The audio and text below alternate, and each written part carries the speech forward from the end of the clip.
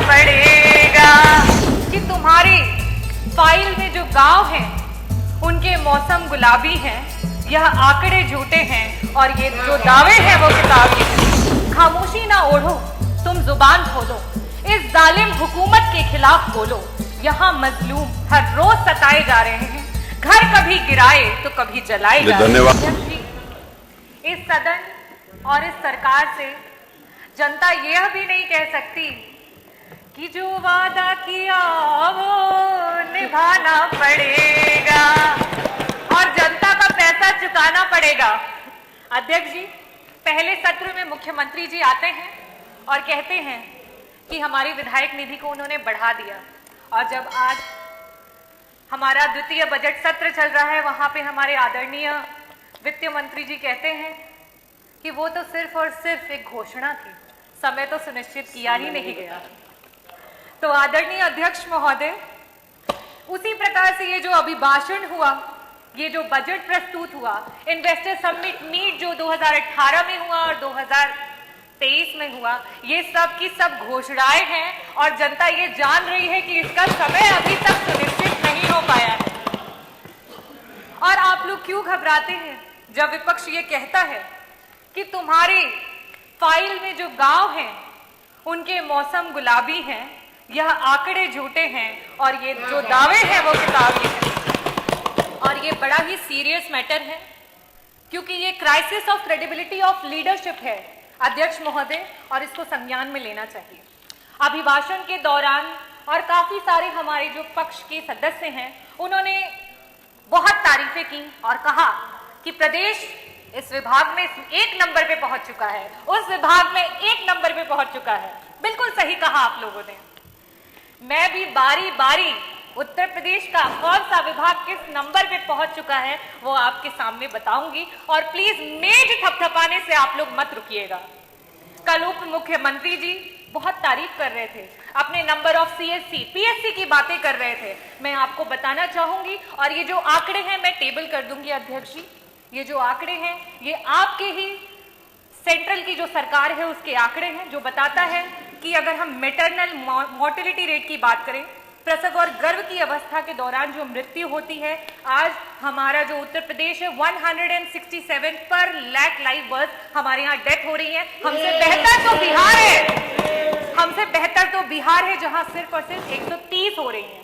अगर हम बात करें नॉन कम्युनिकेबल डिजीजेस की, जिसमें मधुमेह और रक्तचाप जैसी गंभीर बीमारियां होती हैं, जिससे आए दिन हार्ट अटैक आते हैं और लोगों की मृत्यु हो जाती है, और बिल्कुल सही कहा आपने, उत्तर प्रदेश उसमें नंबर 1 पे है।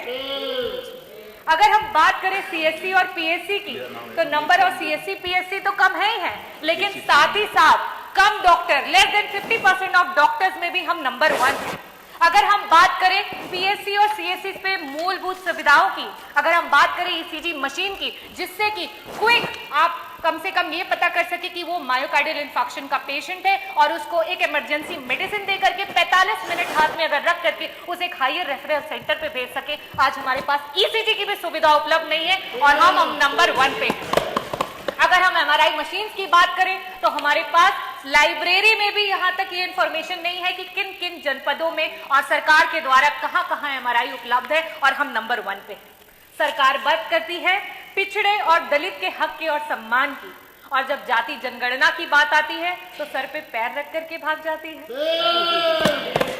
आज जब विपक्ष ने बात उठाई कि जाति जनगणना करवानी चाहिए, तो आदरणीय मंत्री जी कल वहां बैठे थे और कह रहे थे कि बिहार की आप बातें करते हैं, बिहार तो बड़ा ही खराब है, बिहार में ये होता है वो होता है। बिहार अगर खराब है और उसके बावजूद भी अगर दलित और पिछड़ों का सम्मान कर रहा है, तो आप क्यों धर्म की राजनीति कर रहे हैं? आप क्यों नहीं सम्मान कर रहे हैं दलितों और पिछड़ों का?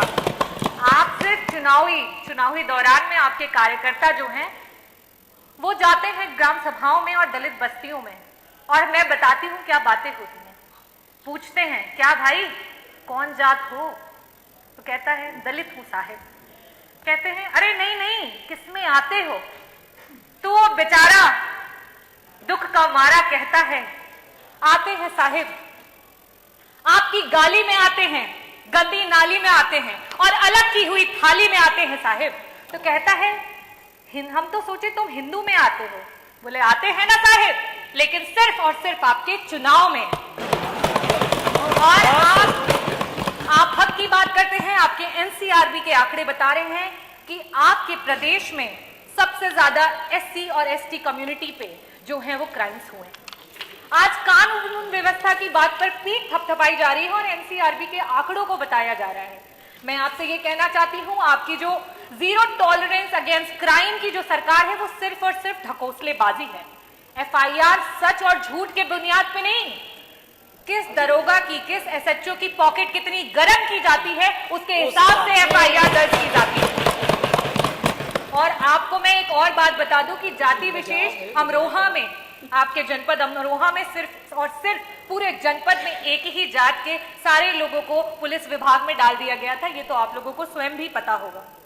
और आज थानों पे चाहे कोई भी केस हो, चाहे वो अपहरण हो, चाहे वो चोरी हो, चाहे वो बलात्कार हो, चाहे उत्पीड़न हो, चाहे मर्डर हो या कोई भी जमीनी कोई केस हो, हर चीज का रेट आपकी सरकार में फिक्स करके रखा हुआ है। और उत्तर प्रदेश में अगर महिला उत्पीड़न की बात करें तो मैं एनसीआरबी का ही आंकड़ा आपको बताती हूँ कि पर लाख विमेन में 51 महिलाएं हैं जो उत्तर प्रदेश में उत्पीड़न और क्राइम का शिकार हो रही हैं। लेकिन वही बिहार हमसे बेहतर है, वहां पे 30 महिलाएं हो रही हैं।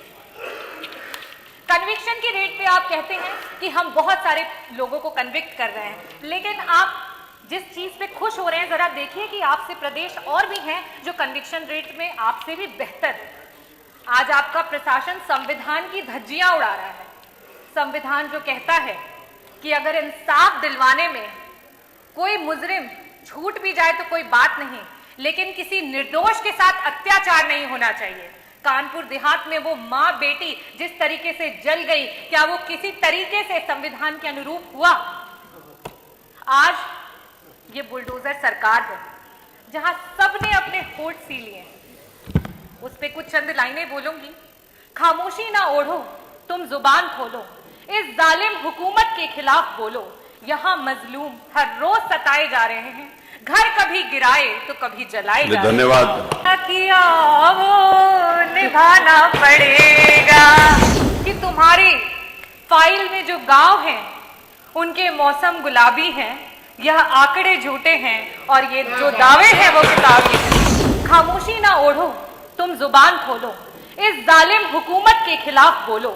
यहाँ मजलूम हर रोज सताए जा रहे हैं, घर कभी गिराए तो कभी जलाए जा। धन्यवाद।